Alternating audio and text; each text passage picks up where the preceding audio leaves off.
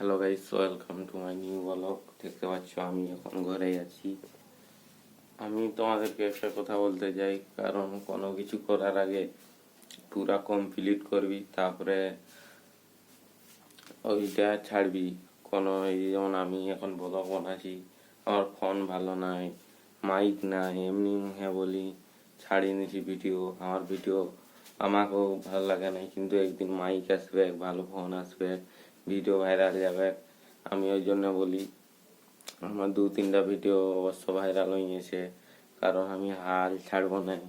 একদিন না একদিন ভিডিও ভাইরাল যাবে, কারণ তোর মা বাবা কতদিনলে ছুটুলে বড় করলো, ওদের জন্যে তো পয়সা কামাবে রে ভাই, করোড় করোড় কামাতে হবে।